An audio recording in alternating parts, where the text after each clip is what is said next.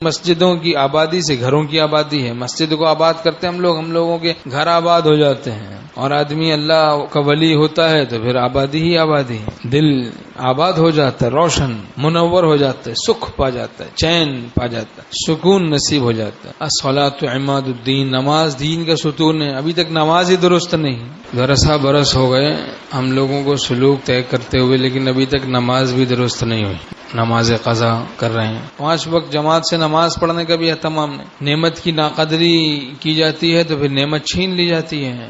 اب اسلام کی کوئی ناقدری کرتا ہے تو پھر دولت اسلام چھین لی جاتی ہے. ایمان کی ناقدری کی جاتی ہے تو ایمان چھین لیا جاتا ہے. یہ گناہ کرنا ایمان کی، اسلام کی ناقدری کرنا ہے. دل کی غذا اللہ کی محبت ہے. اللہ کی رضا سے دل میں جان آ جاتی ہے.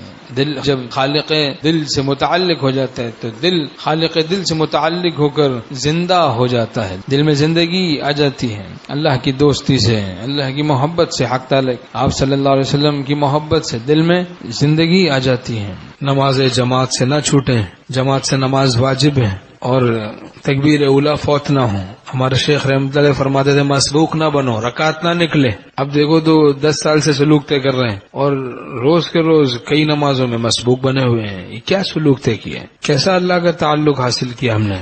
بعض تو اس قدر اہتمام سے رکعت نکالتے ہیں جیسے کوئی فضیلت کی چیز ہے. اہتمام سے رکعت نکلی ہوتی ہے، ہر دفعہ کوئی رکعت نکل جاتی، کبھی آخری قاعدہ ملتا ہے، کبھی جماعت ہی چھوٹ جاتی ہے. جب انسان سنتیں چھوڑتا ہے تو پھر واجبات چھوٹنے لگتے ہیں، پھر واجبات چھوڑتا ہے تو پھر فرائض چھوٹنے لگتے ہیں، پھر فرائض جب چھوڑتا ہے تو پھر آگے عقائد پر، ایمان پر بات آنے لگ جاتی ہے. پھر رفتہ رفتہ بربادی ہے، بربادی ہی بربادی. نماز درست ہوتی ہے، دین درست ہوتا ہے، دین درست ہوتا ہے، دنیا درست ہوتی ہے.